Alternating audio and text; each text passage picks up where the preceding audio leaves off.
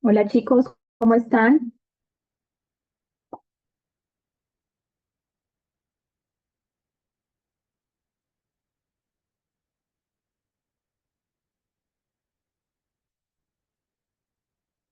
Hola, profe, bien, ¿y usted? Bien, Lucía, ¿cómo les fue con las fiestas, con Navidad, fin de año, Todo tranquilo. con su familia? Hola, profesora. Hola, Mónica. ¿Lo pasaron en familia? ¿Estuvieron en sus casas o viajaron? En familia, en la casa, viajé, de todo un poco.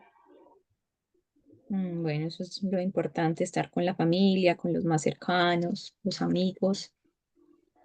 Y bueno, entonces vamos a retomar las clases este año. Para un poco como volvernos a contextualizar, estamos en la clase 4 del módulo 3. Estamos en la parte de medicina complementaria. Mm, la prueba va a ser el jueves, del jueves al viernes, desde las 9 de la noche hasta las 9 de la noche. Recordemos que son 24 horas que la prueba está habilitada. Y ya, bueno, este miércoles empezamos con el módulo, perdón, seguimos con la clase 5, pero esa clase del miércoles no entra en la prueba del jueves. La prueba del jueves es lo que vimos el lunes 16 de diciembre y lo que veamos en la clase de hoy. Ya, entonces igual les voy a dejar un mensaje ahora más tarde en el WhatsApp para que lo recordemos, pero para que de una vez sepan que la prueba queda para este jueves, ¿ya? O sea, jueves 9, 6, 7, 8, sí, jueves 9 de 9 de la noche hasta el viernes 10, 9 de la noche. No sé si alguno tenga alguna pregunta, alguna duda, algo que quiera comentar antes de empezar la clase.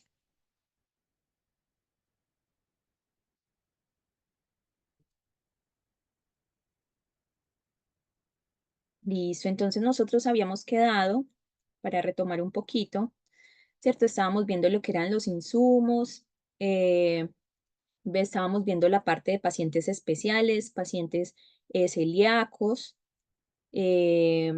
veganos, diabéticos, alcanzamos a ver la parte de pacientes celíacos, vimos lo que era la enfermedad celíaca, vimos lo que es la Fundación Convivir, el listado Convivir, que son esos medicamentos que están libres de gluten o cualquier producto que está libre de gluten y que está certificado. Y tenemos este listado en donde podemos ver algunos medicamentos que, digamos, se adhieren a esta iniciativa y certifican sus fármacos como tales, están libres de gluten. Entonces hablábamos un poco de lo que era el laboratorio Vagón y del laboratorio Savall. Chicos, ahí me están escuchando bien. Sí, bien. Listo. Ya. Entonces, ahorita vamos a continuar con los pacientes veganos y es que cada vez el veganismo se convierte en una práctica cada vez más común. Esto implica, o una forma de vida, ¿cierto? Implica el rechazo de la utilización y el consumo de productos de origen animal de todo tipo, ¿cierto? Incluso aquellos que podemos encontrar en los medicamentos. ¿Cómo lo podemos encontrar en los medicamentos? Puede ser como los excipientes o incluso hay principios activos que provienen mayormente de fuentes animales y cada vez más ustedes se van a encontrar en farmacias, pacientes y usuarios que van a solicitar medicamentos que sean para personas veganas, ¿cierto? Que no tengan ningún componente de origen animal. Profesora, disculpe, ¿va a compartir pantalla? Ay, sí, siempre, siempre, siempre, siempre se me pasa. Listo, ahí les voy a compartir.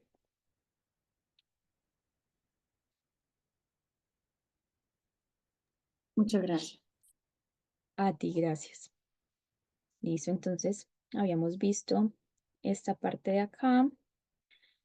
Y entonces vamos a enumerar algunos de los excipientes que son comunes y que son de origen animal. Entonces, si por ejemplo una persona llega a la farmacia y dice que es vegano, que solicita un medicamento que no tenga ningún componente, ni principio activo, ni excipientes de origen animal, pues ustedes saben que no les va a vender ningún medicamento que tenga alguna composición de gelatina, de lactosa, de goma laca, de carmín, de lanolina, y ahí vamos a ver más. Entonces, tenemos la gelatina, está extraída principalmente de tejidos de cerdo, se utiliza habitualmente como recubrimiento en cápsulas y otros medicamentos. Entonces, muchas veces, justamente estos excipientes que son de origen natural son para aglutinar o son para encapsular, ¿cierto? O para dar volumen al comprimido, como es el caso de la lactosa. Este azúcar es derivado de la leche de vaca y compuesto por glucosa y galactosa.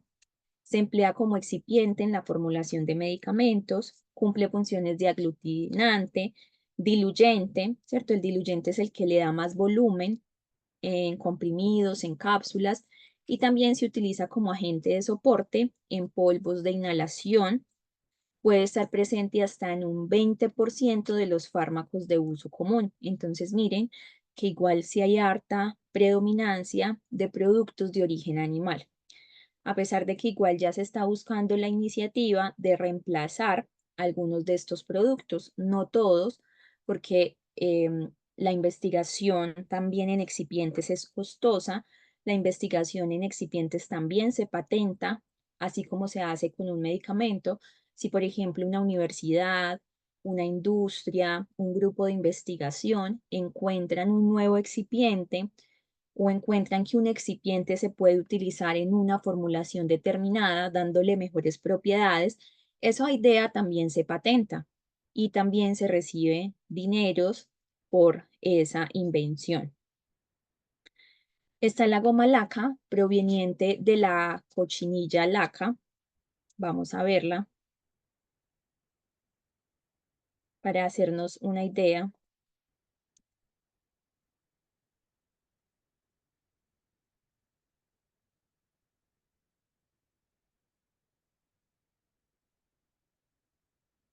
Son estos animales. Entonces, ese excipiente proviene de esta clase de insectos.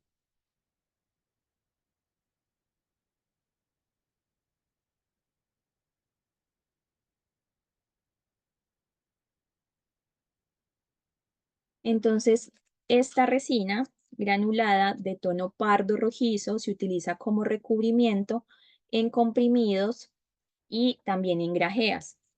Su propósito es múltiple, ya que protege y además permite la liberación controlada del principio activo en el sistema digestivo.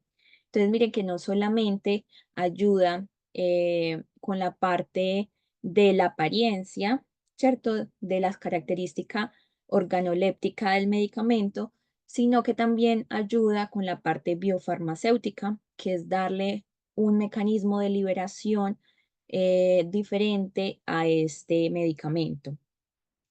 Está el carmín, es un colorante rojo o violeta que se obtiene de la trituración de escarabajos de la cochinilla.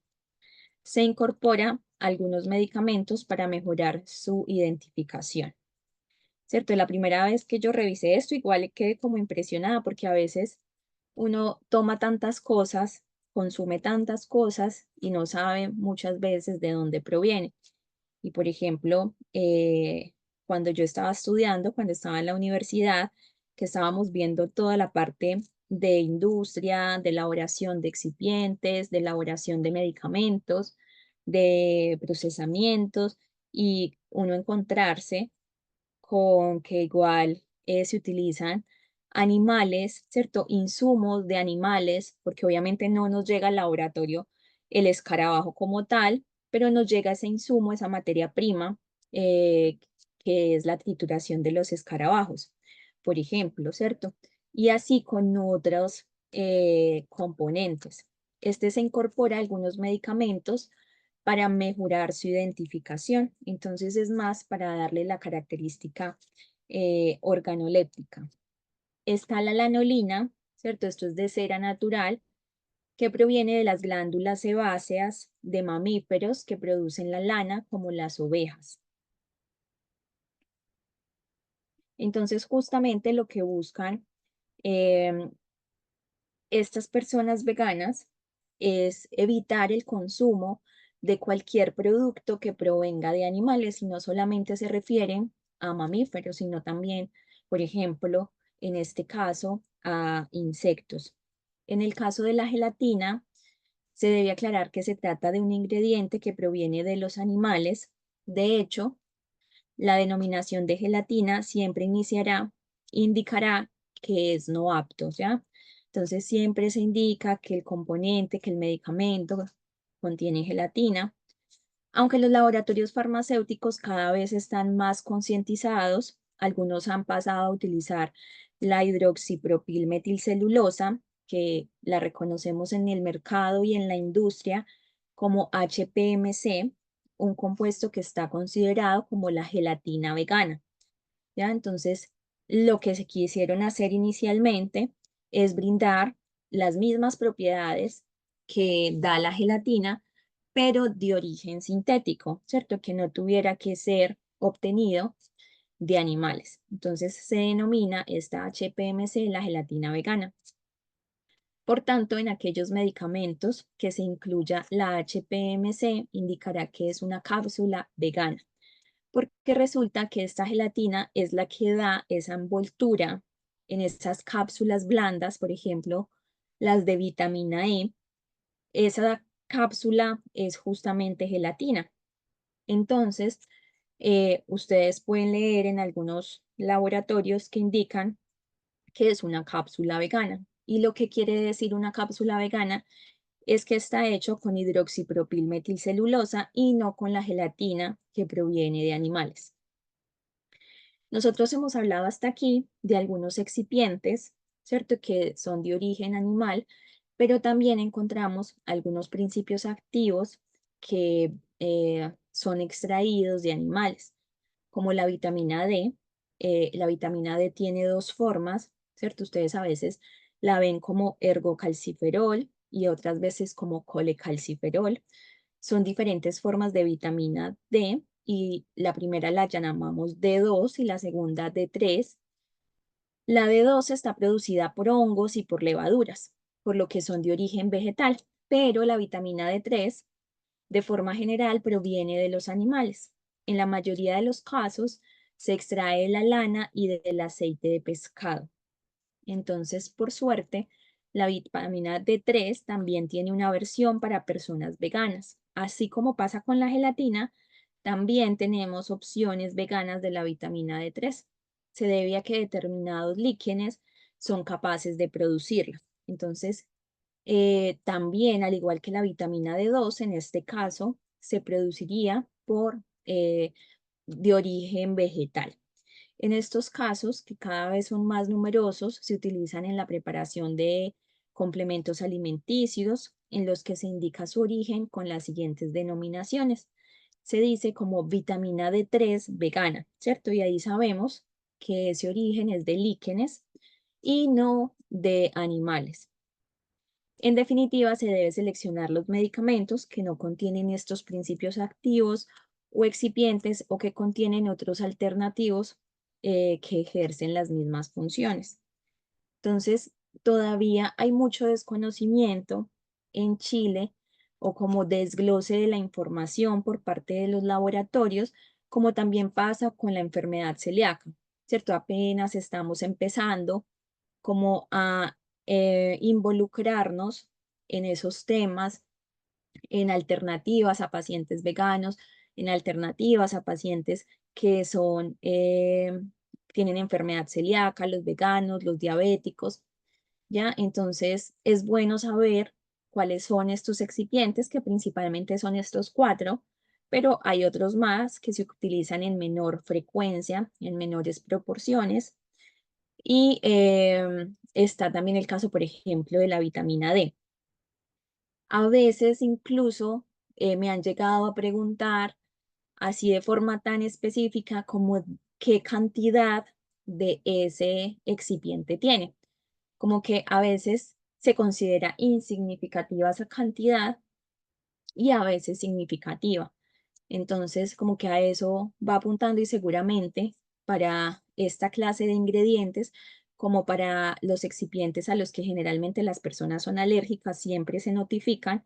Em, Imagino que en un futuro para los pacientes celíacos, para pacientes veganos, siempre va a decir que este, digamos, excipiente es vegano o que este excipiente es de origen animal, para que las personas sepan em, que viene, por ejemplo, de aceite de pescado y no de los líquenes. Y igualmente pasa con el tema de la enfermedad celíaca. Están los pacientes intolerantes a la lactosa, ¿cierto? Y la lactosa también es uno de los componentes principales de muchos medicamentos. Pero si el usuario tiene intolerancia a la lactosa diagnosticada, debe consultar la cantidad de lactosa que contienen los medicamentos para consumirlos con seguridad, ¿cierto? Si es una cantidad insignificante, no van a tener problema, pero si es uno de los principales excipientes, pues claramente sí. Habitualmente se encuentra en el prospecto del medicamento, ¿cierto? Mucho más que con lo pues que lo que ocurre para los pacientes veganos y celíacos. Se debe hacer tanto en el caso de los medicamentos que le han prescrito con receta médica como los que son de venta libre en la farmacia. Se deberán buscar alternativas que no contengan este excipiente y si no es posible, pues siempre estará la opción del preparado magistral, ¿cierto? Nosotros cuando vimos la parte del recetario magistral, de la receta magistral, de todo esto, encontrábamos que una de las características era que estos medicamentos se utilizan, perdón, que estos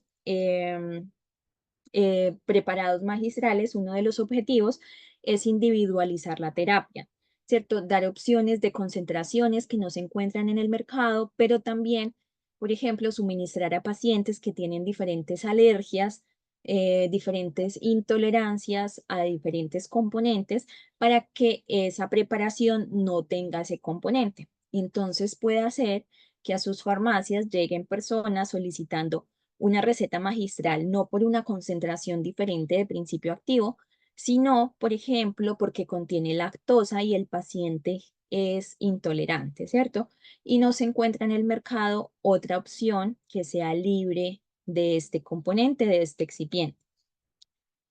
Por otro lado, tenemos los pacientes diabéticos, ¿cierto? La prevalencia de esta enfermedad se sigue incrementando y más en un país como Chile, que cada vez se invierte más la pirámide poblacional, cada vez encontramos la tendencia de tener más adultos mayores y la tendencia de adultos mayores viene también dado con pacientes con diabetes tipo 2, ¿cierto? Que es esa diabetes crónica que se da por los estilos de vida, que se da por diferentes factores, ejercicio, sedentarismo, etcétera, ¿cierto?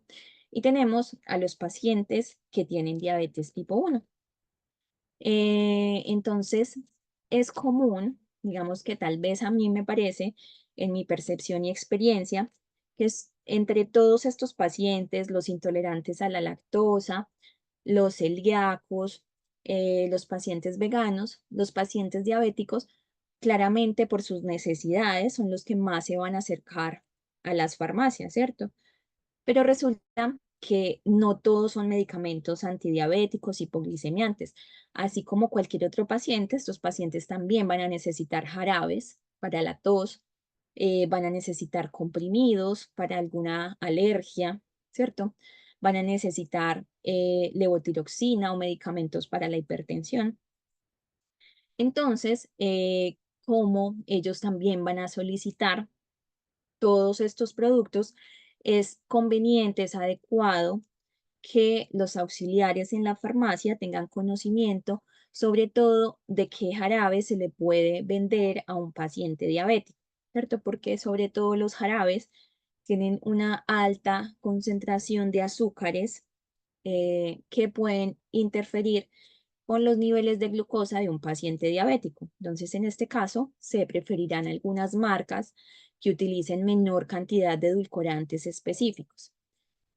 A veces dentro de las alternativas ni siquiera es la que no tenga azúcar, sino la que tenga una menor proporción, siempre indicándosele al paciente que debe utilizarlo por un corto periodo de tiempo. Generalmente los jarabes antitusivos se recomiendan por 5 días, una cucharada cada 8 horas.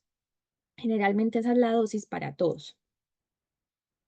Entonces, algunos excipientes que se pueden revisar para pacientes diabéticos son la glucosa.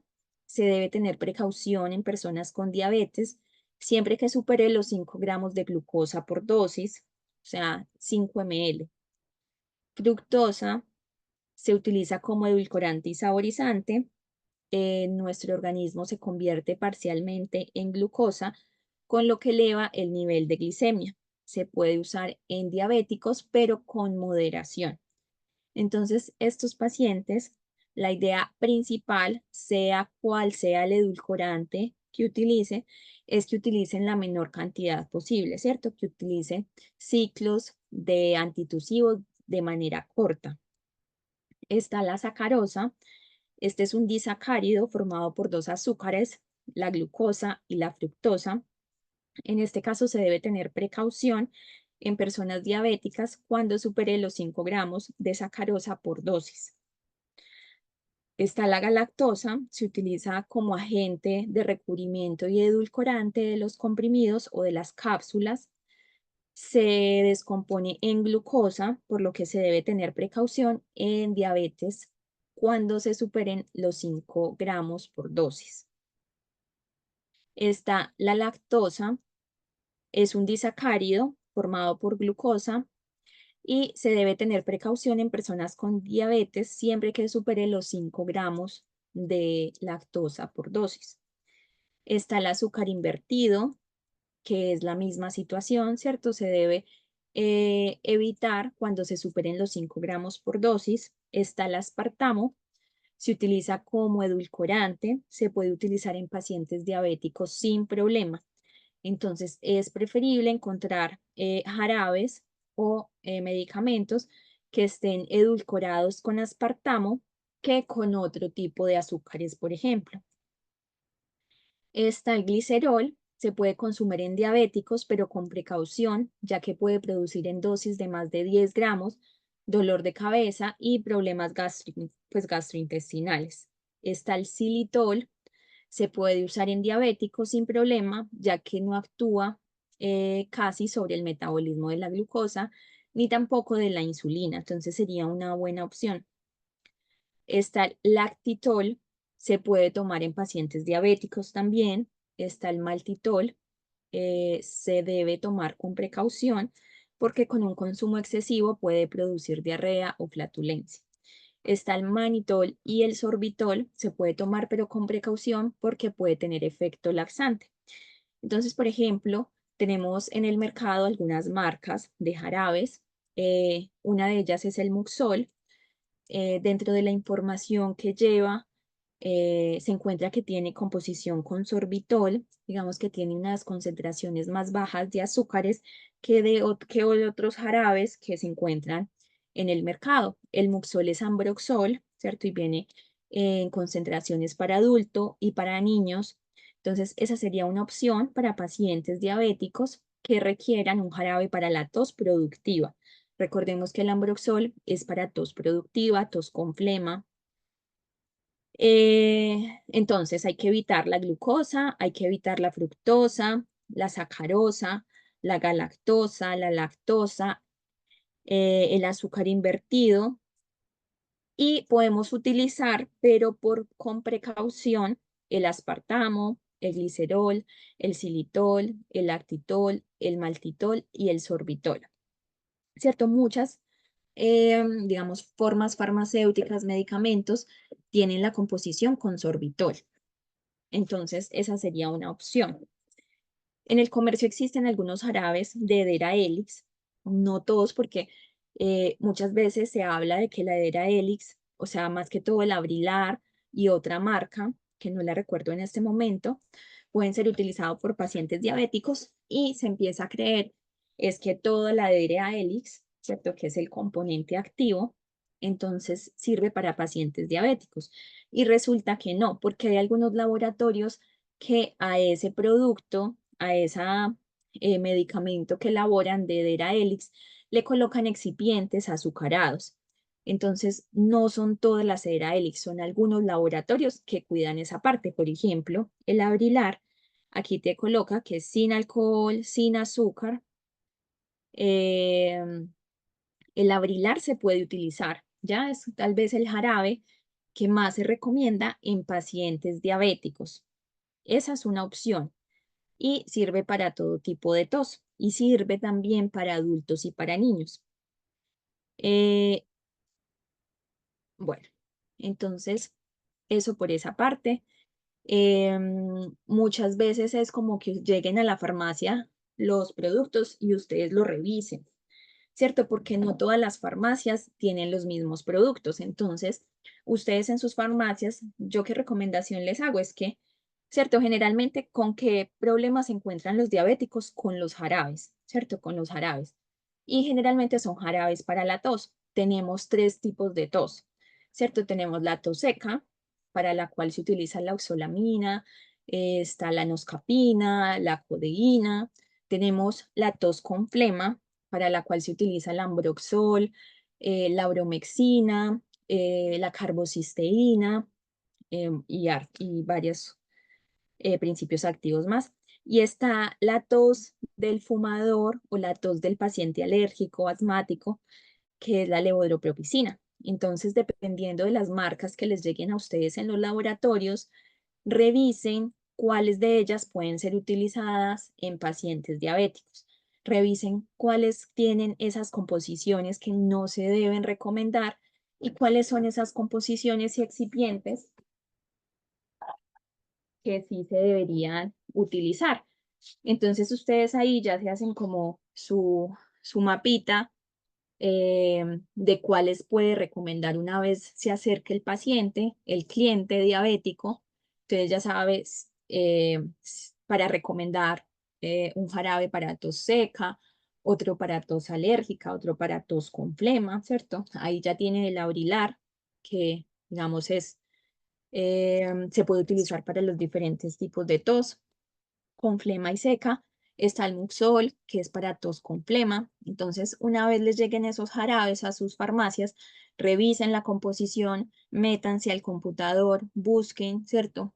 ¿Cuál de este jarabe puede ser utilizado para pacientes diabéticos? Lean el inserto que muchas veces lo dicen ahí, dice como libre de azúcares, o por ejemplo que utilizan sorbitol, utilizan el maltilol, utiliza el glicerol, utilizan el xilitol, etcétera, etcétera. Y van a ver que si de pronto tienen glucosa, si tienen fructosa, pues esos no van a ser apropiados para recomendarlo a un paciente con glicemias altas. Listo, vamos a pasar. No sé si hasta aquí alguien tenga alguna duda, algún comentario.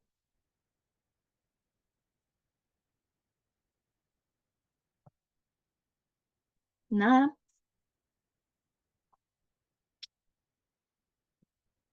Listo, entonces vamos a pasar con los medicamentos veterinarios. Tal vez hemos tocado el tema por encima, pero ahora vamos a ver cómo esos medicamentos veterinarios que generalmente se encuentran en cualquier farmacia. Obviamente, dentro de la misma ciudad hay farmacias que se caracterizan porque tienen un stock considerable, un portafolio de medicamentos veterinarios más amplios que otros. ¿Cierto? Yo tenía en la farmacia una auxiliar que venía de una farmacia que se llamaba Nueva Moderna y en esa farmacia el conocimiento que tenían en medicamentos veterinarios era muy grande, ¿cierto? Tenía un amplio stock de fármacos veterinarios que yo no había visto en otras farmacias. Y la información que ella traía era supremamente buena y enriquecedora para el resto del personal.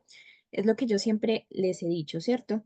Hay auxiliares que les gusta la dermocosmética, hay auxiliares que les gusta más la parte de insumos, hay otros que les gusta más la parte de veterinarios, homeopatía, fitoterapia, productos naturales. Entonces uno siempre como en el transcurso de la parte laboral, ¿cierto? De la experiencia y los lugares donde uno va estando, siempre se encuentra con algunos auxiliares que les gusta un tema específico, que tienen harto conocimiento en otro. Me he topado con esta chica que les digo que tenía mucho conocimiento en medicamentos veterinarios y de la cual aprendimos mucho todos, pues el equipo de trabajo al que ella llegó. También he tenido a otros que por iniciativa propia les gustaba mucho la parte de dermocosmética, que creo que yo ya les había comentado eso anteriormente, ¿cierto? Y nos enseñaba a todos porque buscaba, le gustaba. Entonces vamos a empezar por definir lo que es un medicamento veterinario. Entonces, es cualquier sustancia natural o sintética, una mezcla de ellas que se administre a animales con el fin de prevenir, tratar, curar enfermedades o sus síntomas, restablecer, corregir o modificar las funciones fisiológicas, estimular la inmunidad activa, otorgar inmunidad pasiva o diagnosticar las enfermedades de estos. Miren que la definición es es la misma que de un medicamento de uso humano. La única diferencia es el destinatario, en este caso son animales.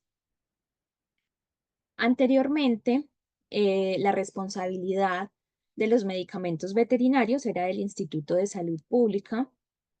Sin embargo, desde el año 1994, en donde se modificó la ley del SAC 18.755, se estableció, según el artículo 3, que al servicio agrícola ganadero le correspondería efectuar la inspección y control sanitario de los productos farmacéuticos de uso exclusivamente veterinarios, ¿ya?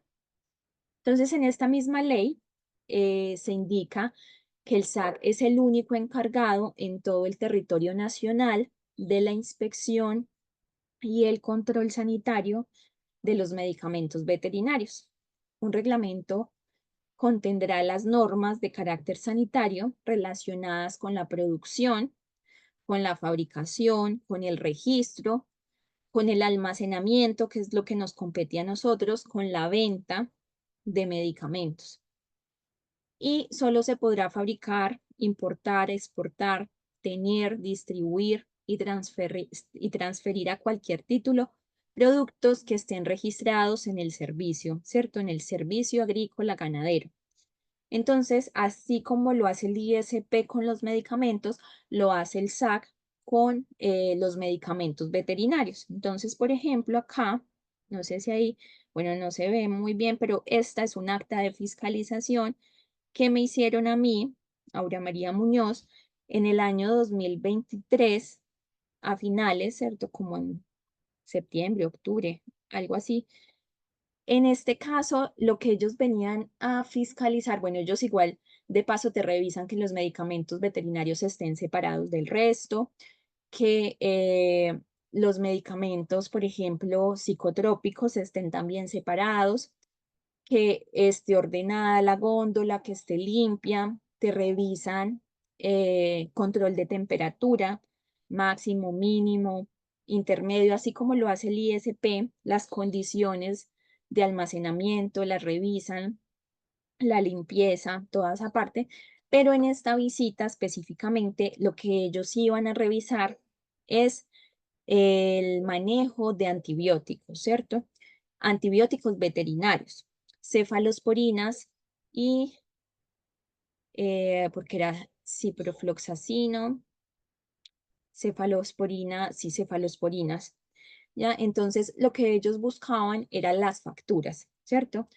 Cuánto había ingresado y mirar por sistema cuánto se había vendido y ver el sustento en recetas, ¿cierto? Porque en este caso, para cefalosporinas se requiere recetas retenidas. Entonces, lo que hicieron es ver cuánto había entrado al local, cuánto se había vendido y que se obtuviera o que se tuviera en la farmacia la diferencia entre lo que había ingresado y lo que se había vendido. ¿Ya? Entonces, eso fue como una situación especial porque generalmente hacen una inspección general, global y no tan específica.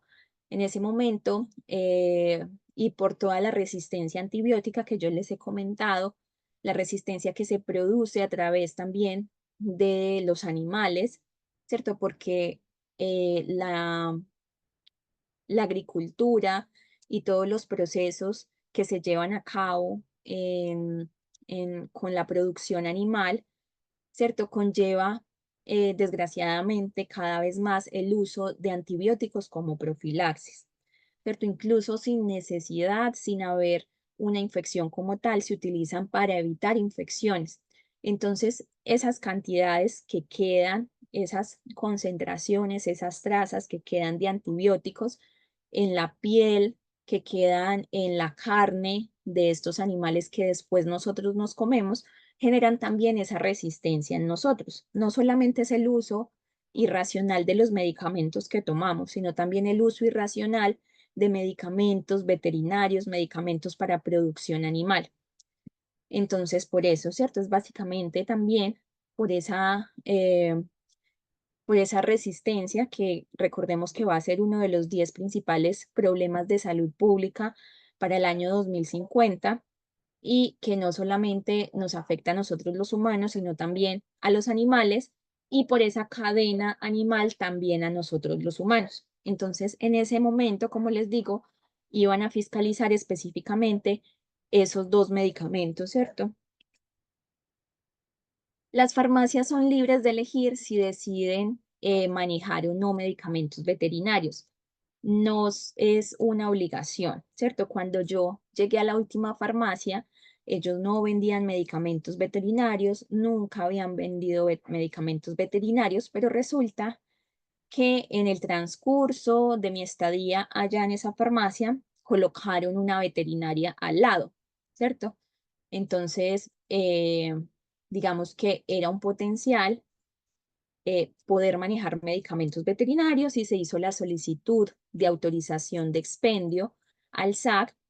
Ellos verifican el cumplimiento de requisitos, se les manda una documentación vía online, ¿cierto? Todo se montaba en plataformas, la información, la individualización del propietario, la ubicación del establecimiento, la individualización del profesional que tendría a cargo, pues que tiene a cargo la dirección técnica, en ese caso era la información mía, se le adjunta el permiso municipal y se le adjuntaba también todo lo que era la iniciación de actividades del Servicio de Impuestos Internos. Cuando uno cumple con la normatividad del servicio, cuando uno cumple la normatividad del ISP, ¿cierto? Para abrir una farmacia, para la parte de medicamentos de uso humano, es muy fácil de ahí optar por la de medicamentos veterinarios, porque el establecimiento ya de por sí cumple toda la norma sanitaria, el acueducto, alcantarillado, electricidad, la parte de control de condiciones ambientales, ¿cierto? Entonces, es muy fácil, ¿cierto? Esta documentación se ingresa a una plataforma, ellos te devuelven como, mira, te falta esto, o estamos ok y vamos a hacer una visita de inspección. Nosotros, en ese momento, igual, sin tener todavía la aprobación, ya habíamos hecho compra de productos como muy incipientes, ¿cierto? Como productos de aseo para los animales, desparasitantes, pero no los habíamos vendido, sino que los teníamos organizados como en una góndola grande en donde íbamos a colocar todos los medicamentos. Entonces ahí teníamos unos cuantos, nos vinieron a fiscalizar del SAC, dos personas, mm, exigieron varias cosas, no solo referentes a la parte de, de medicamentos veterinarios como tal, sino que, por ejemplo, dentro de las cosas que no cumplía era porque tenía que tener un distintivo en mi uniforme, como que dijera que yo era la química farmacéutica, o que tuviera como un botón que dijera que era la química farmacéutica. Entonces simplemente se mandó a elaborar, se tomó la foto, se cargó como en cumplimiento y como al mes ellos mandaron la resolución de aprobación. Ya eso fue como el único punto que no pasamos y era algo como muy, muy básico, pero que ellos solicitan, ¿cierto? Ellos también vienen con su lista de chequeo, así mismo como lo hace el ISP. Esto obviamente para la autorización de apertura o de expendio, ¿cierto? De expendio de medicamentos para la primera autorización, pero después, cuando ellos vuelven a fiscalizar, así mismo como el ISP, traen su planilla de lo que solicitan. Las condiciones de almacenamiento de estos medicamentos son las mismas que para productos farmacéuticos de uso humano. Se debe garantizar la conservación del medicamento almacenándose en lugar fresco, sin sobrepasar los 25 grados centígrados, sin tener contacto con luz directa, en un lugar fresco, y se solicita mantener en góndola o espacio separado estos fármacos del resto de medicamentos. Y también se indica disponer de un recinto cerrado para su almacenamiento, disponer de unidades de frío cuando almacenen productos que así lo requieran, como vacunas para animales, pero por ejemplo en la farmacia o en las dos farmacias que he trabajado se han manejado medicamentos veterinarios, pero en ninguna de las dos vacunas. Los productos, igual, por ejemplo, en las dos visitas que he tenido, te abren el refrigerador y te miran que efectivamente no tengas vacunas de animales. ¿Se pueden almacenar en la misma refrigerador que los medicamentos refrigerados de uso humano? Sí, ¿cierto? La idea es que sí tengan una etiqueta diferencial dentro del mismo refrigerador o que estén un poquito apartados o en una ventana diferente, ¿ya? Pero se pueden almacenar en el mismo refrigerador. No se pueden almacenar ni junto a alimentos, ni plaguicidas, ni productos peligrosos. Solo se podrá vender al público productos terminados, entonces no podemos hacer fraccionamiento de estos medicamentos, así como tampoco, por ejemplo, con los anticonceptivos, obviamente, ni con los medicamentos oncológicos. Entonces el SAC, que es la encargada de todo lo que es la apertura, pues también se encarga de fiscalizar. Las condiciones de venta de estos productos veterinarios son pues de venta libre, ¿cierto? Que no requiere receta, de venta bajo receta médico veterinario, venta bajo receta médico veterinaria retenida, venta bajo receta médico veterinaria retenida con control de saldo, venta solo a médicos veterinarios, venta solo a médicos veterinarios con receta retenida, con control de saldo. Estos son más para productos que se utilizan en la consulta por el profesional, ¿cierto? Que no se da para un tratamiento en casa, sino que son los que se administran, por ejemplo, en la hospitalización de estos pacientes. Venta para uso exclusivo del servicio de salud. Por ejemplo, cuando ellos tienen campañas, programas oficiales de control, erradicación de enfermedades, en eso. Y toda receta médico-veterinaria debe ser extendida y firmada por un médico veterinario, ¿cierto? No puede ser un médico cirujano, quien deberá indicar en ella su nombre, su domicilio, el número de cédula nacional de identidad, el producto prescrito, la dosis, la posología, que en estos casos se llama ritmo horario, la vía de administración y la forma de empleo. También la especie animal tratada, el nombre del propietario y la fecha en que se realiza la prescripción. Y aquí entonces vamos a ver algunos de los principales productos que ustedes se van a encontrar en las farmacias las farmacias genéricas, ¿cierto? Las más comunes, sean de barrio, sean independientes, sean de cadenas chicas, de cadenas grandes. Generalmente estos 10 medicamentos están en todas. Ya lo que les decía, hay farmacias que se especializan más en estos productos y obviamente la gama de fármacos veterinarios que utilizan es mucho más. Entonces, Laboratorio DAC Pharma es uno de los laboratorios establecidos que más fabrica medicamentos de uso veterinario. ¿Ya? Entonces son estos que vemos como con estas características, siempre un fondo blanco con colores resaltando, Drag Pharma y animales, ¿cierto? Que son Naxped, Doximicin.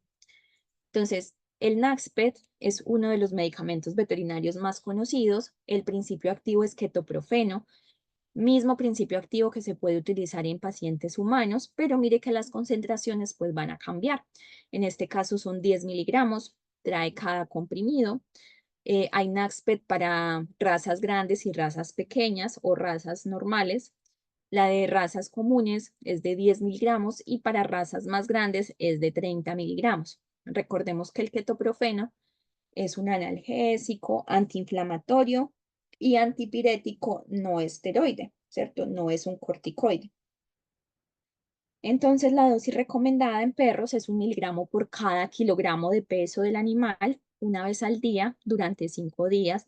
La misma dosis que para gatos y la dosis en que viene el producto es un comprimido para cada 10 kilogramos de peso, ¿cierto? Tanto de gatos como de perros. Y aquí ya nosotros no hablamos de un registro ISP, ojo, porque no lo van a estar buscando ahí en las consultas del ISP. Este es un registro diferente, es un registro SAC. Miren que para este es el 0583. No tiene ninguna letra al principio ni nada. Está el rostrum en rofloxacino. Este era el otro medicamento que se me había olvidado. ¿Cierto? Era ese día que vinieron a fiscalizar, venían a consultar por el enrofloxacino y venían a consultar por el ciprofloxacino. Bueno, en general por todo el grupo de cefalosporinas y fluoroquinolonas, pero en mi caso yo solo manejaba estas dos, enrofloxacino, ciprofloxacino. Forma farmacéutica, suspensión oral, pero el rostrum también viene en comprimidos. Este es un antibacteriano de amplio espectro. Recordemos que cuando hablamos de amplio espectro es que es eficaz ante diferentes bacterias. Utilizado en el tratamiento de infecciones bacterianas. Entonces, miren que es bacterianas, no es si hay una gripa, si hay una infección viral ocasionada por microorganismos sensibles al enrofloxacino en perros y en gatos, ¿cierto? Generalmente la mayor cantidad de productos veterinarios que se utilizan en una farmacia común son para perros y gatos, pero también hay para animales de abasto, para, por ejemplo, también para patos, para pollos, para caballos, por ejemplo. Las principales indicaciones son para infecciones del tracto urinario, respiratorias, dérmicas. La dosis recomendada es de 5 a 20 miligramos por cada kilogramo de peso, una vez al día y hasta 10 días de tratamiento. Puede ser administrada como dosis única o se puede dividir en 2 dosis, administradas cada 12 horas. En gatos es un poquito menos, ¿cierto? Son 5 miligramos por cada kilogramo de peso, también hasta 10 días. Y también se puede administrar 1 o 2 dosis. El registro SAC es el 2038. Está el Meloxibet, que es el Meloxicam. Este también viene en comprimidos, viene también en gotas, solución oral justamente. La indicación es control de dolor, así que lo mismo, ¿cierto? E inflamación asociados a cuadros de osteoartrosis en perros. La misma función, ¿cierto? Meloxicam que el Meloxicam de uso humano. El principio activo es el mismo, cambia la concentración obviamente y la forma farmacéutica que se le da, los excipientes que se utilizan. Dosis recomendada, administrar una dosis inicial de 0.2 ml por cada kilo el primer día de tratamiento, seguido por una dosis de mantención de 0,1 mililitro por cada kilo cada 24 horas. También la duración va a variar, a cambiar, dependiendo del cuadro que se vaya a tratar. Cuando es agudo es hasta 15 días y cuando es crónico es hasta 21 días, preferiblemente, porque al igual que en pacientes humanos, pues el Meloxibet es un AINE y al ser AINE también trae todos esos efectos gastrointestinales a nivel renal por el uso prolongado. Está el doximicin, que es la doxiciclina, viene en una sal diferente a la que viene para uso humano. En esta está 11,08 miligramos de esta sal, pero equivale a 10 miligramos de doxiciclina por cada mililitro de solución. Entonces, en este caso viene también en solución oral, pero también la encontramos en comprimidos y en jarabe. Tratamiento de infecciones del tracto respiratorio, alto y bajo, causadas por agentes etiológicos sensibles, infecciones bacterianas de la piel, infecciones oculares, perioculares, producida por clamidias u otras cepas sensibles, ¿cierto? Entonces, para toda esta clase de microorganismos, se puede utilizar tanto en perros como en gatos, como lo vemos en la imagen. Para ambos son 10 miligramos por kilogramo una vez al día. Puede ser por 14 días o hasta 21 días. Y en infecciones del tracto respiratorio, por máximo, solamente hasta 10 días. Está el Mixantip Plus, que tal vez ustedes lo han visto por ahí. Es una bueno, esto no es una triconjugada, esto es una tiene 7 componentes. Es una crema conjugada que trae prednisolona, que es un corticoide. Entonces, ahí ya tenemos que la condición de ventas bajo receta médica, pero también tiene antibiótico, entonces claramente receta médica. Trae clotrimazol, que es un antifúngico. Trae azufre precipitado, óxido de zinc, benzocaína. Es una crema muy completa, ¿cierto? Cuando generalmente hay coinfección o no se tiene bien claro si la infección es bacteriana, si es por hongos o que lo que más se duda es que sea una coinfección. Es para aplicación tópica, es para infecciones, como les digo, bacterianas y de hongos, para la inflamación, ¿cierto? Porque tiene la prednisolona, que va a ser el antiinflamatorio, y difusas de la piel y prurito, ¿cierto? Para lo mismo, prednisolona para ese prurito, benzocaína para el dolor, óxido de zinc para el recubrimiento y la regeneración. Uso también en cuadros de dermatitis, eczemas, piodermas, escoriaciones. Y la forma recomendada es que se limpie, la forma recomendada de uso es que se limpie el área afectada y que durante el día siempre se tenga una leve capa sobre la herida, ¿cierto? Aplicar la crema en la zona 2 o 3 veces al día por 5 a 7 días o hasta completa mejoría. Está el Ivermic, este viene para gatos, viene para perros, gotas para administración oral, es el Levamisol al 2%, es un antiparasitario, elimina las formas larvarias y adultas de nemátodos del tracto gastrointestinal y de las vías respiratorias, no presenta actividad contra tenias. La dosis recomendada es administrar por vía oral 6 gotas por cada kilo en dosis única. Y si estamos hablando de una dosis inmunomoduladora, pues va a ser más poquito. 2 a 3 gotas por kilo, 3 veces al día, de 3 veces por semana, ¿cierto? Cuando es más inmunomoduladora, bajo receta médica. Y el registro SAC es el 368. Está el Ciprovet, este fue el otro medicamento por el cual me fiscalizaron, que es el ciprofloxacino, y este venía en solución para administración oftálmica. Este era una concentración al 20% y la indicación es para pacientes con conjuntivitis bacteriana, déficit de lágrimas, queratitis seca, contaminada y úlceras de córnea provocadas por microorganismos susceptibles, lesiones y o infecciones en cámara anterior, Está especialmente indicado frente a infecciones causadas por Pseudomonas aeruginosa, bacterias responsables de la mayor parte de los procesos ulcerativos de la córnea, de la córnea o de sus complicaciones. La manera de utilizar es instalar una gota en el ojo afectado cada 24 horas o según el criterio del profesional. ¿Por qué se vigila tanto el ciprofloxacino, el enrofloxacino y estos grupos farmacológicos de medicamentos, tanto en humanos como en animales, por la resistencia antibiótica? ¿Por qué? Porque son fármacos de amplio espectro, ¿cierto? Ellos actúan sobre diferentes bacterias, eh, no son tan selectivos, entonces cuando queremos atacar, digamos, una bacteria en específico y lo hacemos con estos medicamentos, estamos atacando esa bacteria, pero también estamos, digamos, generando presión sobre otro tipo de bacterias que a lo mejor no son un problema, eh, y que están en baja cantidad, pero que ellas van a entrar como a buscar esos mecanismos de resistencia a estos antibióticos. Entonces, como se ha demostrado, mucha resistencia a estos dos fármacos se vigila, ¿cierto? Tanto en el caso de pacientes humanos como de pacientes veterinarios.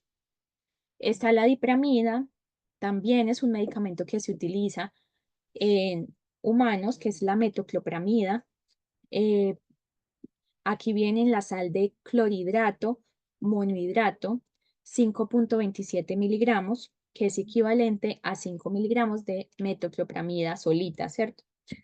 Entonces, ¿por qué siempre hablamos de sales y después decimos que hay un equivalente? Porque recordemos que los principios activos solitos generalmente son muy inestables. Entonces nosotros lo agrupamos en una sal, ¿cierto? Para consumir. Porque si estuviera el principio activo solito, digamos la metoclopramida sola, no podría llegar como a mantener la estabilidad como medicamento. Y por otras razones, pero digamos que en este momento la que nos importa siempre es esta, ¿cierto? La estabilidad de los medicamentos. De otra manera no se podría fabricar. La forma farmacéutica, en este caso, es solución oral, es un antiemético, ¿cierto? Para las náuseas, manejo de vómitos de diversas etiologías, en esofagitis por reflujo y en trastornos de la motilidad gástrica.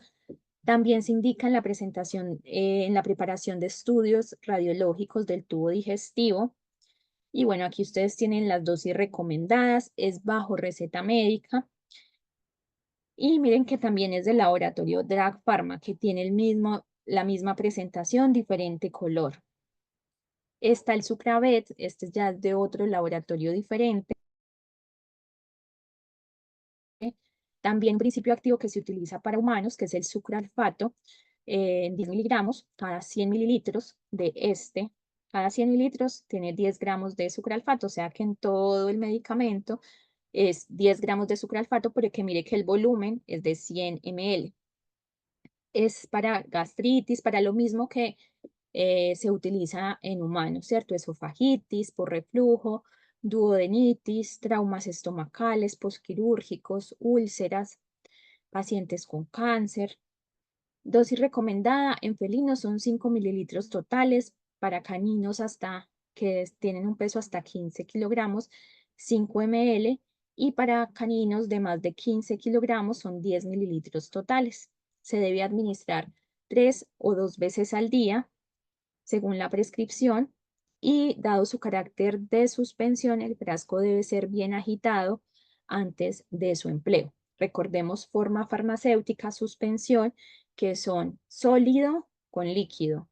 Ya, si no lo agitamos, pues todo ese sólido va a estar en la parte de abajo, decantado, y pues la dosis que vamos a tomar pues va a ser menor, ¿cierto? La concentración no va a ser uniforme, entonces siempre agitamos para suspender, redispersar todas esas partículas del principio activo, que en este caso es sólido.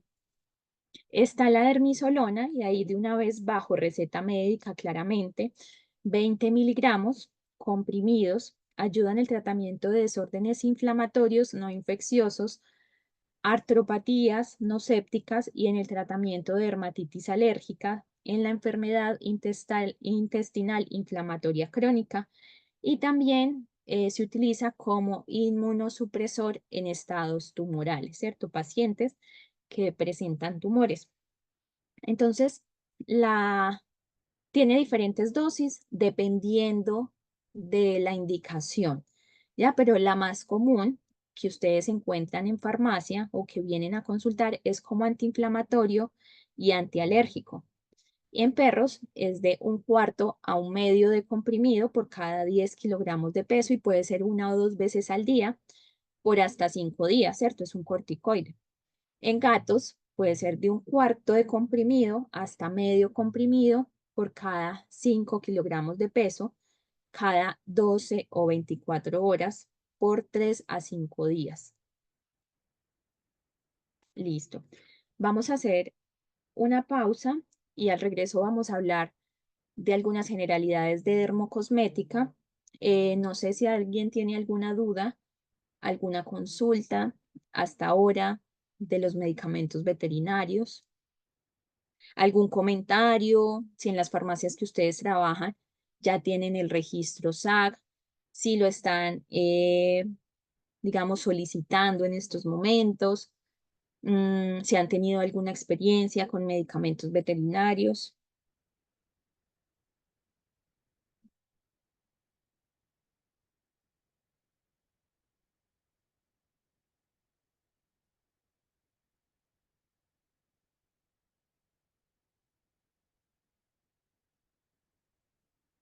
Hola, chicos.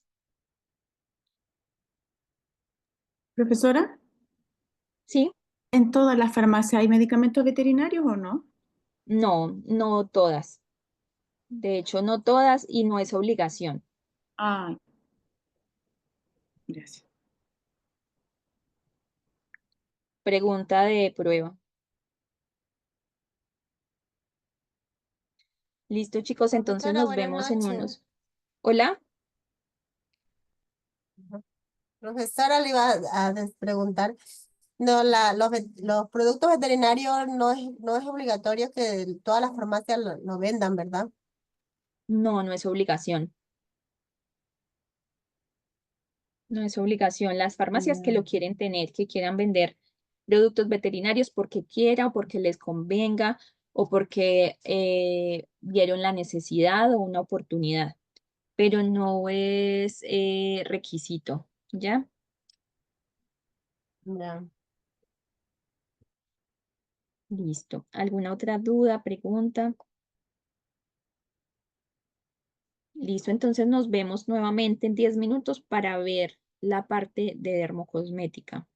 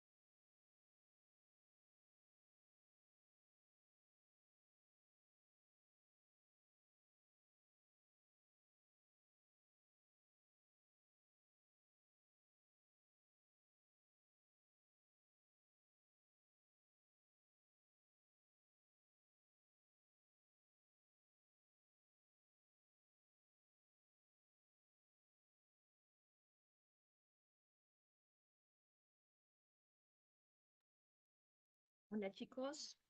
Hola, hola.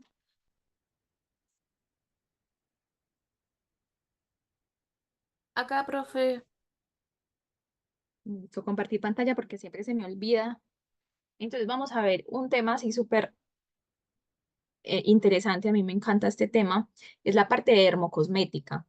¿Y por qué? Porque cada vez nos queremos cuidar un poco más y queremos tener en las farmacias de manera más cercana la mejor asesoría de qué productos utilizar, si tengo la piel grasa, si tengo la piel seca, si tengo em, digamos, psoriasis, si tenemos dermatitis atópica para el bebé, para, digamos, pieles más maduras, los bloqueadores solares, ¿cierto? Sobre todo en esta época en la que estamos.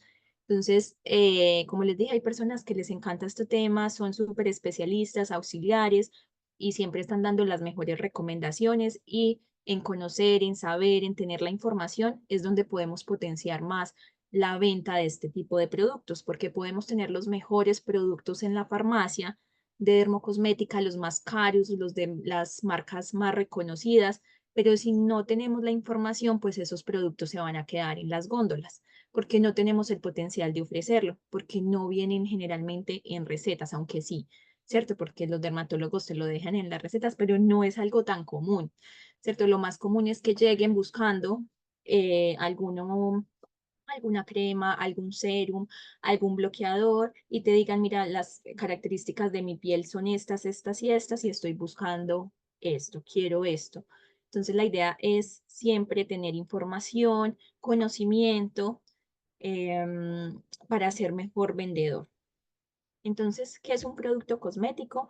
Según las disposiciones del Código Sanitario, es toda preparación destinada a aplicarse de manera externa en el cuerpo humano con la finalidad de embellecerlo, alterar su apariencia física o preservar las condiciones físico-químicas normales de la piel y sus anexos.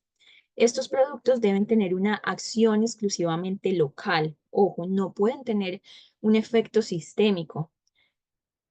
O en caso de ser absorbidos por el organismo, no deben tener efectos sistémicos. Entonces, al abordar el tema de los productos cosméticos, es esencial tener en cuenta las siguientes consideraciones ya que contribuyen a comprender el ámbito de acción de este tipo de productos. Entonces, se utilizan externamente en áreas como la piel, el sistema capilar, las uñas, los labios, los órganos genitales externos, los dientes, porque aquí también entra todo lo que utilizamos de manera para manejo dental, bucal, las membranas mucosas de la cavidad oral, y el objetivo entonces es limpiar, perfumar, porque también acá entran los desodorantes, cambiar la apariencia y o corregir olores corporales y o proteger o mantener en buen estado dichas áreas. Ojo, no poseen propiedades terapéuticas y aquellos que indiquen o que vienen como indicación de medicamento, de propiedades o de tratamiento, es falso, ¿cierto?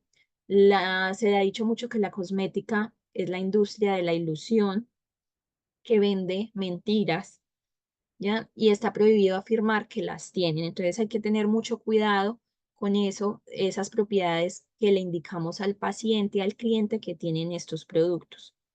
Se destinan a un uso masivo, ¿cierto? No son especializados para pacientes, como para un paciente específico, no.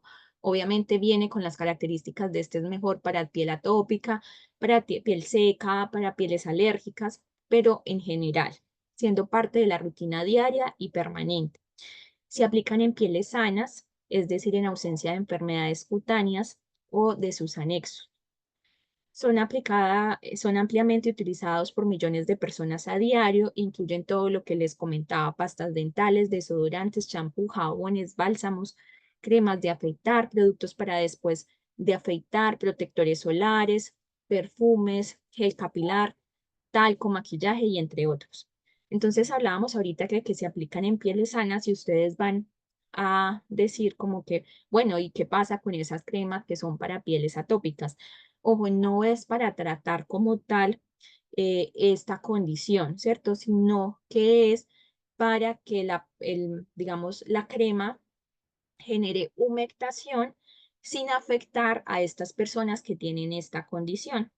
O por ejemplo, cuando hablamos de bloqueadores oil control, no es que sea para tratar este acné, por ejemplo, sino que es para bloquear los rayos ultravioleta en aquellos pacientes que tienen acné para evitar complicaciones. eh, Son no comedogénicas, entonces no van a obstaculizar los poros para que se generen así, digamos, más granos o más protuberancias o más acné como tal. Entonces no es que entre a tratarlos, sino que entra a esa piel con esas condiciones, cuidando esas condiciones, pero su efecto es bloquear los rayos ultravioleta. En el caso de las pieles atópicas es humectar, ¿cierto? No es tratar esas condiciones.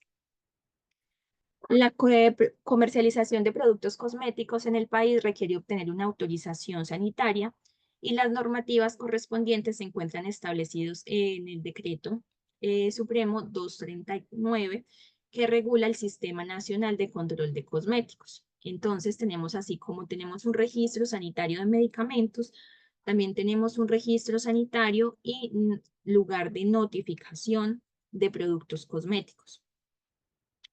Entonces, vamos a empezar por hablar de la piel, que es el órgano en donde generalmente se aplican estos productos, aunque recordemos que también es sobre otro tipo de mucosas.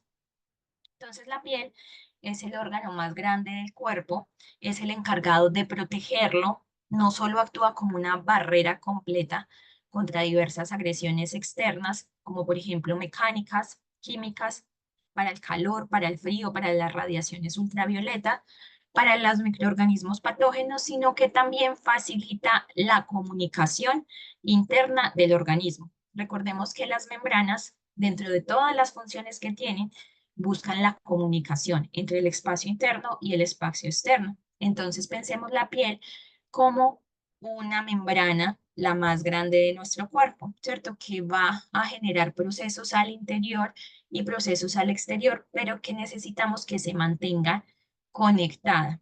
La piel sana desempeña un papel crucial en el mantenimiento del equilibrio de fluidos corporales, la regulación térmica también, ¿cierto? Regulan nuestro calor, regulan el frío que sentimos y la transmisión de información externa a través del tacto, a través de la presión, ¿cierto? De la temperatura y los receptores del dolor. Entonces, nuestra piel está llena de receptores, ¿cierto? Por eso es que cuando nosotros acercamos nuestras manos a algún componente que es lesivo, nosotros de una vez lo quitamos, ¿cierto? Porque está actuando sobre nuestros receptores y esa información va en milisegundos al cerebro y se devuelve con el mecanismo de defensa, que es alejar nuestra extremidad de ese lugar que es congelado, de ese lugar que es calor, que es fuego, que digamos es una alerta.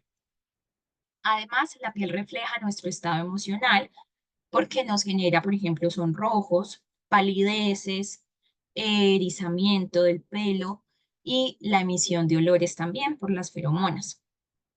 Con una superficie de casi 2 metros cuadrados y un peso de 4 kilogramos, dependiendo obviamente de la contextura de la persona, representa aproximadamente el 6% del peso corporal total. La piel se compone de 3 capas que vamos a ir viendo con diferentes funciones, diferentes orígenes, diferentes tipos de célula que las hacen propias para diferentes funciones. Tenemos la epidermis, que es la más superficial, la dermis o corión, que es la intermedia, y tenemos el tejido subcutáneo, ¿ya? También conocido como hipodermis o la subcutis. Entonces vamos a hablar primero de la más externa, que es la epidermis. Entonces, este es un epitelio plano, poliestratificado y queratinizado que cubre todo el cuerpo. Es la capa de piel con mayor número de células y con una tasa de recambio extraordinariamente alta, ¿cierto? Nosotros constantemente estamos recambiando células, ¿cierto? Esas células muertas, esas células afectadas por la radiación, esas células que se están quemadas. Tiene un espesor promedio 0.1 milímetros, muy delgada, puede llegar incluso hasta 2, pero en las palmas, ¿cierto? Y en las plantas de los pies, que como podemos sentir, obviamente son lugares más gruesos. Está normalmente compuesta por 4 capas diferentes que desde el exterior hacia el interior serían. La primera es la capa córnea, la capa granular, la capa de células espinosas y la capa basal. En aquellas zonas donde se presenta un mayor grosor, entonces hablamos de la parte de las palmas, de los pies, la epidermis ya tiene 5 capas, no solamente estas 4, sino que entra a contar con la capa lúcida, la cual está situada entre la capa córnea y la granular, o sea, en esta parte de acá viene a ser un poco más externa.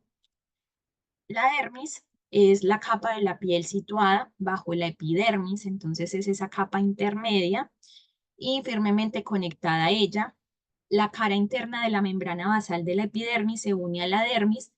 Esta capa tiene tejido conjuntivo, vasos sanguíneos, tiene glándulas sebáceas, tiene glándulas sudoríparas, tiene también nervios, folículos pilosos y otras estructuras. Entonces es supremamente importante esta capa porque de aquí nace el vello, ¿cierto? Aquí se conecta con el resto del cuerpo, están los folículos pilosos. Y es ahí donde se entra a tratar muchas condiciones, por ejemplo, la sudoración excesiva, ¿cierto? La producción de sebo y tenemos la hipodermis, ¿cierto? Mira que la vemos así, como un poco más adiposa, más grasa. Es un tejido celular localizado por debajo de la dermis reticular y está constituido por tejido adiposo que está inmerso en una malla fibrosa. Por lo tanto, según esta disposición, se habla de los lóbulos adiposos, que no son más que un conjunto de adipocitos rodeados de tabiques de tejido conjuntivo. Entonces, ¿qué productos dermatológicos encontramos principalmente en farmacia? Obviamente lo que siempre les digo, en general encontramos estos que vamos a ver, pero hay algunas farmacias, sobre todo esas farmacias de cadena, Cruz Verde, Ahumada, Alcorán, que traen mucho portafolio de estos productos de dermocosmética. Y es algo que viene así más o menos desde hace unos 5 años, 5, 4 años, post pandemia, en donde incluso se contratan personal, eh, que tienen conocimiento en esta área, ¿cierto? Que son especialistas, que tienen la información. En las farmacias que no son cadena o que son cadenas pequeñas o que son farmacias independientes, son los mismos auxiliares los que dan esta información. Protector solar, ¿cierto? Es una herramienta fundamental para proteger la piel de los daños causados por los rayos ultravioleta, que es una forma de radiación electromagnética emitida por el sol. Estos rayos son invisibles para el ojo humano, pero pueden tener efectos significativos en la piel y otros materiales. Hay 3 tipos principales de rayos UV, que son el UVA, el UVB y el UVC. Generalmente siempre cuando ustedes van a leer las indicaciones de los bloqueadores encontramos UVA y UVB, ¿cierto? Porque los UVC no van a ser como de nuestro interés porque mírenlo acá, ¿cierto? Ahí lo vamos a explicar. Mire que no llega a la piel. Entonces los rayos UVA penetran más profundamente en la piel. Miren los rayos UVA, ¿cierto? Penetran hasta la dermis. Son responsables del envejecimiento prematuro de la piel y pueden contribuir al desarrollo de cáncer de piel. Representan aproximadamente el 95% de la radiación UV que llega a la Tierra. Entonces el otro 5% se comporta en otro tipo de rayos, ¿cierto? Los UVB, los UVC. Tenemos los rayos UVB, son responsables de las quemaduras solares y pueden contribuir también al desarrollo de cáncer de piel. Su intensidad varía según la ubicación geográfica y la temporada, siendo más fuertes en verano y altitudes más elevadas. Entonces, entre la altitud sea más alta, mayor, y estemos en verano, pues la intensidad va a ser mucho mayor de estos, ¿cierto? Y estos llegan a la epidermis. Recordemos que los UVA penetran hasta la dermis. Los rayos UVC, la mayoría de estos son absorbidos por la atmósfera y no llegan a la superficie de la Tierra en cantidades significativas. Por eso generalmente no encontramos bloqueadores o protectores solares que digan como protección UVC, ¿cierto? Siempre va a ser UVA, UVB. ¿Qué es el SPF, cierto? ¿Qué significa esa sigla? Es el factor de protección solar y es una medida de cuánta protección ofrece un protector solar contra los rayos ultravioleta B. Indica la eficacia del protector solar para prevenir la radiación UVB de dañar la piel. Entonces tenemos un factor de protección bajo cuando ese está entre 6 a 10, medio cuando está entre 15 a 25, alta cuando está entre 30 y 50 y muy alta cuando es mayor a 50. Cuando encontramos esta descripción o esta imagen dentro de los productos cosméticos es que se vence a los 12 meses de haberse abierto, ¿cierto? Pierde su estabilidad a los 12 meses después de abierto. Generalmente son 12 meses o 6 meses. Entonces, ese periodo tras apertura en el que se puede utilizar el cosmético sin riesgo para el consumidor. Generalmente, ¿por qué es un riesgo? Porque a medida del tiempo va ingresando microorganismos, partículas y van generando reacciones, ¿cierto? Reacciones al interior, se va perdiendo principio activo, por decirlo así, se van generando otros productos, se empieza a oxidar, ¿ya? Se empieza a contaminar. Y existe el water resistant, que mantiene su efecto tras 40 minutos en el agua, y a prueba de agua, que es el waterproof, que mantiene su efecto tras 80 minutos en el agua. Esa es la diferencia de esas dos definiciones, porque algunos protectores los encontramos como waterproof y eso no quiere decir que es que nos proteja todo el tiempo mientras estamos en la piscina con el bloqueador. Mire que solamente son 80 minutos, o sea, es 1 hora y 10 minutos. Y el water resistant es solamente 40 minutos en el agua. Entonces, ese producto, cuando estamos en el agua, cuando estamos en el mar, pues tenemos que retocarlo varias veces al día. Diferencias con las pantallas solares, ¿cierto? Mire que, por ejemplo, este de Simmons dice que es una pantalla solar, no es un bloqueador solar.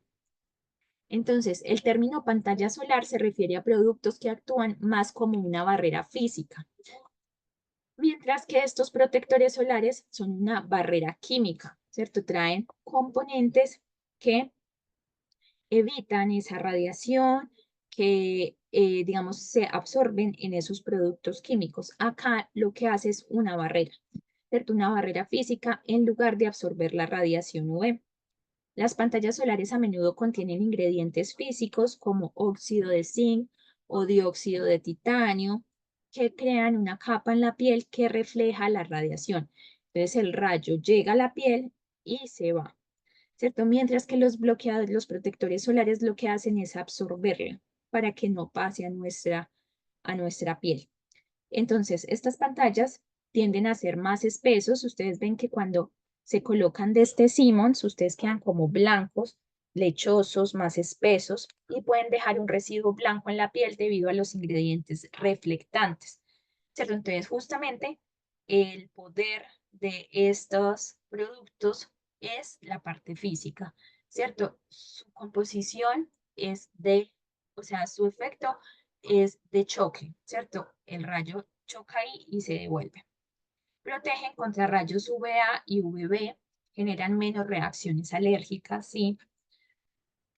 Están los protectores solares oil free, son formulaciones diseñadas específicamente para personas con piel propensa a la grasa o al acné, así como para aquellos que prefieren productos con una textura más ligera, ¿cierto? Estos son muy ligeritos y generalmente los oil free de Eucerin, de Isdin, de La Roche, de todas las marcas son más ligeros, ¿cierto? No dejan esa sensación como grasosa en la piel, son no comedogénicos. Recordemos que la palabra comedogénica es obstrucción de los poros, ¿cierto? Entonces, cuando decimos no comedogénica es que no bloquea los poros. Cuando se bloquean los poros, pues hay afección a las glándulas sebáceas, ¿cierto? Y se genera el acné o se agrava el acné, se intensifica y son libres de aceites. Ahora vienen estos oil control así sin tono y vienen con varios tonos también.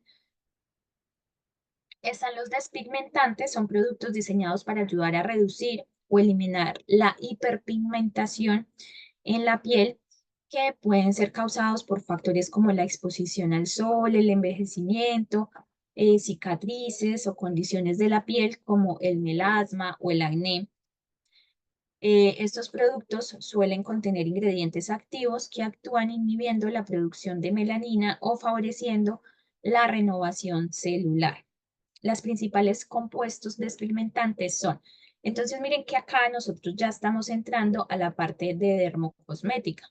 Aquí ya hay un efecto, ¿cierto? Hay ayuda con el mismo ciclo de la generación de la pigmentación. Los principales compuestos despigmentantes son el ácido cógico, el ácido glicólico. Por eso es que, por ejemplo, se venden esos productos ácido glicólico para las axilas que están hipermanchadas. Está el ácido cógico derivado de hongos, ayuda a inhibir la producción de melanina, que es la que da esa tonalidad y es conocido por sus propiedades justamente despigmentantes. Está el glicólico, que exfolia la capa superior de la piel, promoviendo la renovación celular. ¿Cierto? Yo les comenté en un par de diapositivas anteriores que la epidermis es uno de los lugares del cuerpo donde las células cambian de manera más continua, ¿ya? Y entonces esas células que son muertas se van muchas veces quedando ahí en la piel y es lo que muchas veces generan esa coloración. Entonces, lo que hace este ácido glicólico es justamente ayudar a mejorar esa apariencia de la hiperpigmentación porque promueve la renovación celular constante, ¿cierto? Sacar células nuevas, quitar las células viejas.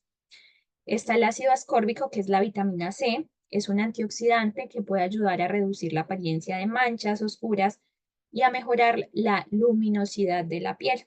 Está el ácido salicílico, se utiliza mucho para esas afecciones que dejaron el acné, ¿cierto? Para ayudar a suavizar la piel. Está la hidroquinona, es un potente despigmentante que inhibe la producción de melanina. Sin embargo, su uso a largo plazo puede tener efectos secundarios y se encuentra regulado en algunos países. Entonces, cuando muchas de estas concentraciones se encuentran bajas, ¿cierto? Se pueden vender como dermocosmética, pero a veces cuando llegan a una concentración específica pueden pasar incluso a ser medicamentos. Está la famosa niacinamida, ¿cierto? Ingrediente que puede ayudar a reducir la hiperpigmentación y mejora la textura de la piel. Es muy buena la niacinamida, se puede utilizar en la mañana, se puede utilizar en la noche. Sirve para unificar el tono de la piel, sirve para pacientes que han tenido acné hace tiempo atrás, ¿cierto? Para esas manchas que quedan del acné también, porque ayuda a, como les digo, uniformar el tono de la piel.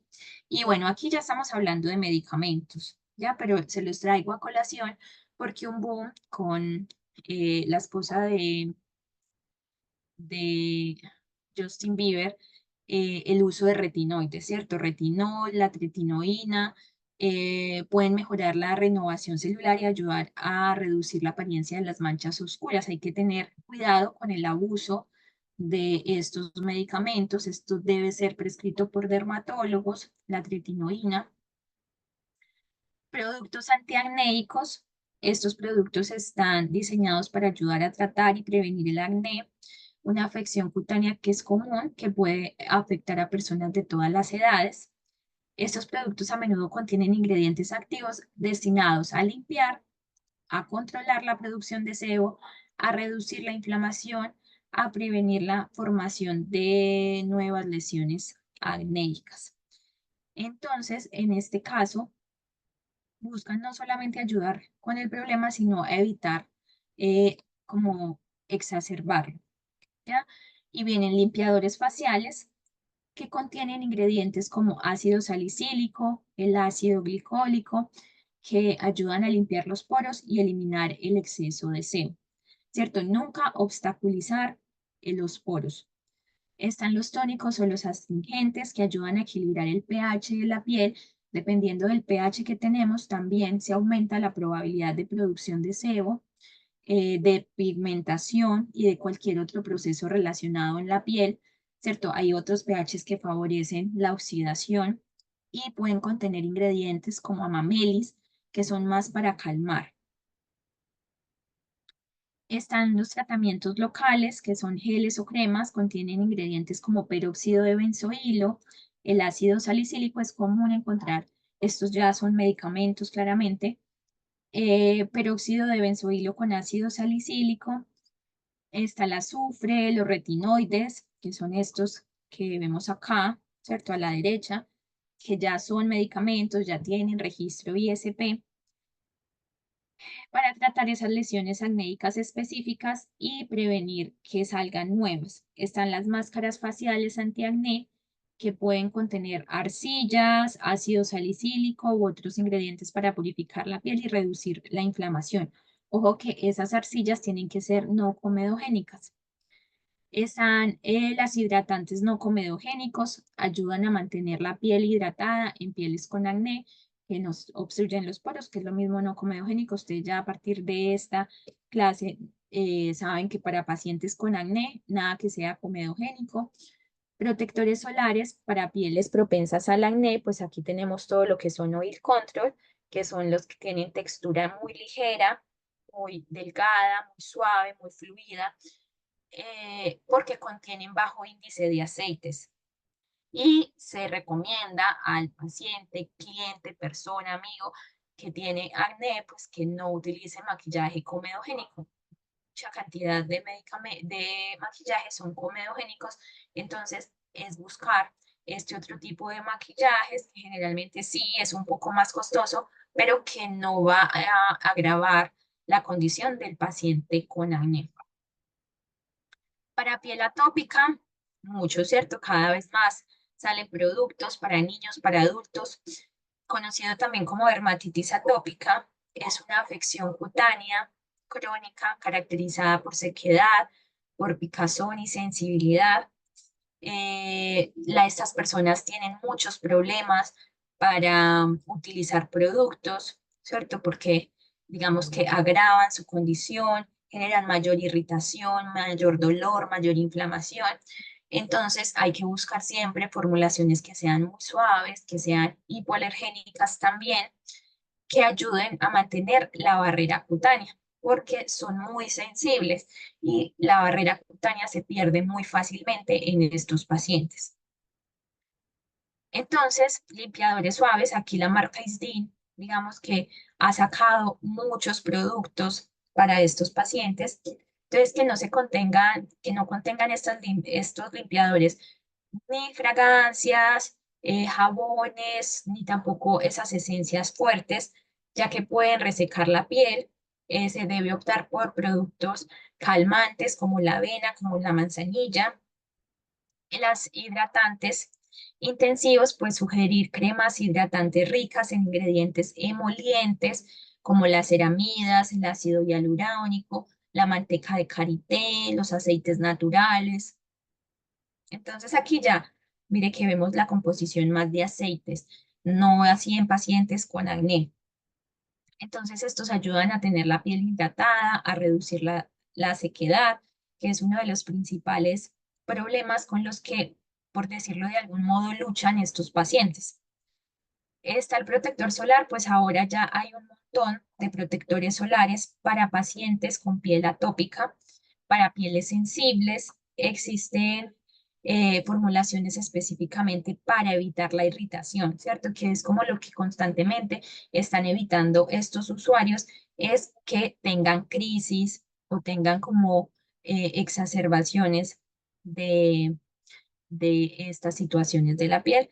Productos hipoalergénicos, claramente optar por productos dermocosméticos etiquetados como hipoalergénicos, ya que estas formulaciones minimizan el riesgo de reacciones alérgicas, ¿cierto? Porque esto va a agravar mucho más su condición. Cremas con calmantes naturales. Entonces, buscar cremas con ingredientes con aloe vera, caléndula, chamomilla para aliviar la picazón y reducir la irritación. Siempre productos sin fragancia, ¿cierto? Los alcoholes van a irritar más. Evitar estos productos que tienen perfume, preferir fragancias naturales más suaves. Y vamos a ver cremas hidratantes, cremas humectantes. Entonces, la hidratante lo que hace es que se refiere al término que indica la capacidad de retener agua. Entonces, hidratante, crema hidratante retiene agua. Entonces, las cremas hidratantes están diseñadas para ayudar a la piel a retener agua y mejorar su capacidad para mantenerse hidratada. Las cremas hidratantes a menudo contienen ingredientes como el ácido hialurónico, la glicerina, la urea y otros ingredientes que ayudan a retener el agua en la piel. Estos productos son ideales para todo tipo de piel, incluidas aquellas que tienden a ser secas. Y las humectantes se refiere a la capacidad de atraer y retener la humedad, pero del entorno, ¿cierto? Entonces, ellas atraen el agua del ambiente hacia la superficie de la piel. Entonces, estas cremas son, digamos, mucho más apropiadas en esos entornos que son húmedos, que tienen una humedad relativa alta, ¿cierto? Por ejemplo, están compuestas de glicerina, de urea. Estas son comunes para cumplir esta función de extraer del medio esa agua y retenerla, ¿ya?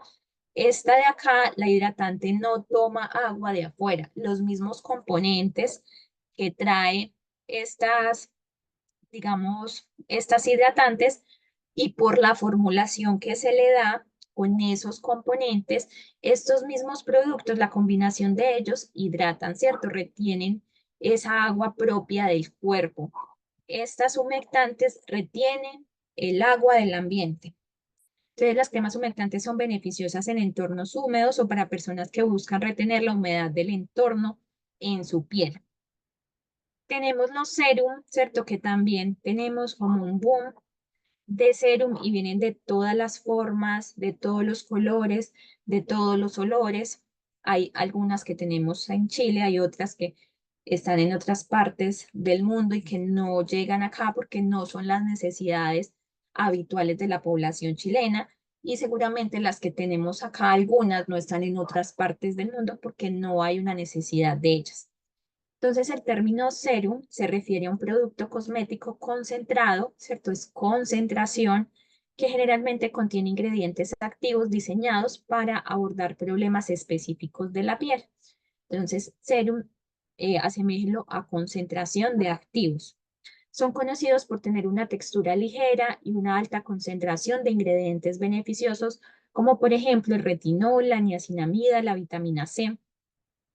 Y bueno, igual, digamos que dentro de estas clases, a pesar de que la dermocosmética es muy amplia, pues vemos las partes como más,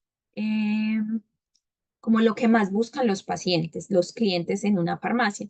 Pero, por ejemplo, lo que yo les decía, tenía una auxiliar que era súper experta en dermatología y ella te decía cada uno de estos cómo se debía aplicar, en qué momento del día, cuáles no se podían aplicar en la mañana porque genera de pronto riesgos de manchas, cuáles se tienen que aplicar en la noche, cuáles se pueden aplicar las 2 veces al día. Y bueno, eso sería todo de dermocosmética. Dudas, preguntas, comentarios, de pronto experiencias que ustedes hayan tenido.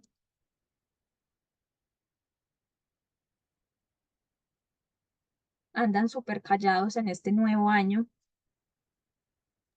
Yo estoy difónica, profe, disculpe. Ah, bueno, Dafne.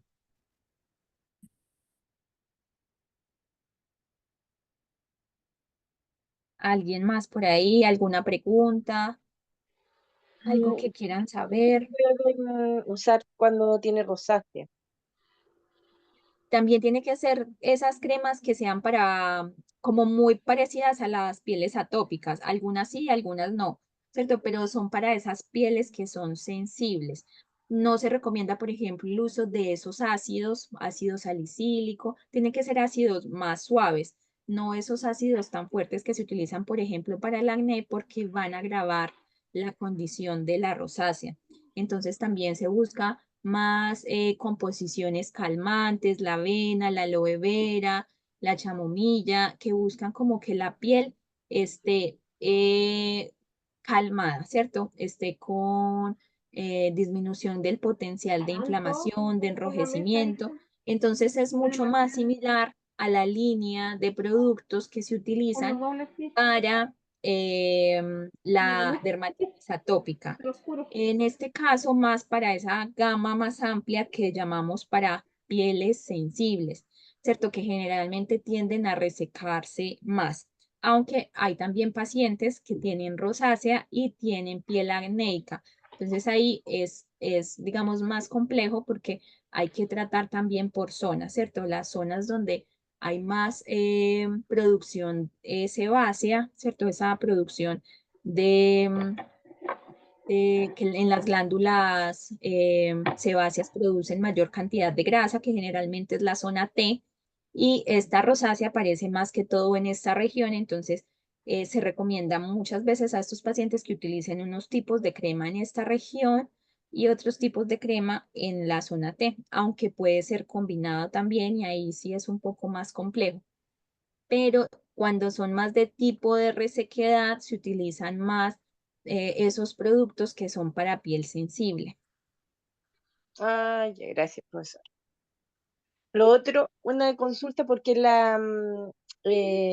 en el módulo anterior nos faltaba una última clase y venía la prueba. Este no es no es la reanudación de eso, ¿cierto? Este es el otro módulo. No, esta sí es, porque acuérdate que estamos viendo como la parte complementaria, todas esas, digamos, productos que se venden en farmacia que son aparte de los medicamentos alopáticos. Entonces vimos inicialmente la fitoterapia, los productos naturales, la homeopatía, vimos la parte que es insumos médicos, vimos pacientes especiales que son celíacos, los pacientes diabéticos con intolerancias y vimos la parte de dermocosmética. Entonces, estas dos clases, la clase anterior, que fue la del 16 de diciembre, que está cargada en la plataforma ya como clase 3, y esta clase, que sería la clase 4, son las que entran para la prueba de este jueves. Y la prueba va a ser de 9 de la noche el jueves a 9 de la noche del viernes. Ah, ya, gracias. Entonces esta era la continuación. Exacto. Bueno, dentro del chat, bueno, yo les voy a dejar la información de la prueba en el chat. Y por acá solamente me dice Jennifer que no puede asistir a la clase de hoy. Entonces vamos a llamar a la lista porque igual vi que habían menos personas conectadas de lo habitual. Pero seguramente se les pasó, se les olvidó o de pronto todavía están en vacaciones, pero solamente Jennifer avisó que no podía asistir. Sonny Clark.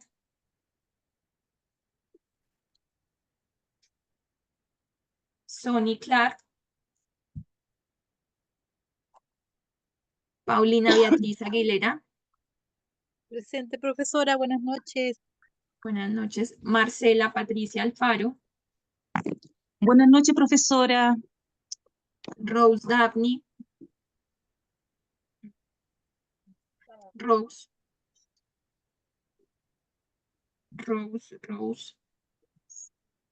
Nilda. Nilda andará por ahí. Nada. Silvia, sí estaba por acá. Sí, estoy presente. Jennifer Astorga. Presente, profesora, buenas noches. Buenas noches. María de los Ángeles Astudillo. Presente, profesora, buenas noches. Daniela Jennifer Blanco. Jennifer Patricia Bustos. No sé cuál de las dos Jennifer es la que me escribió. Daniela Jennifer Blanco y Jennifer Patricia.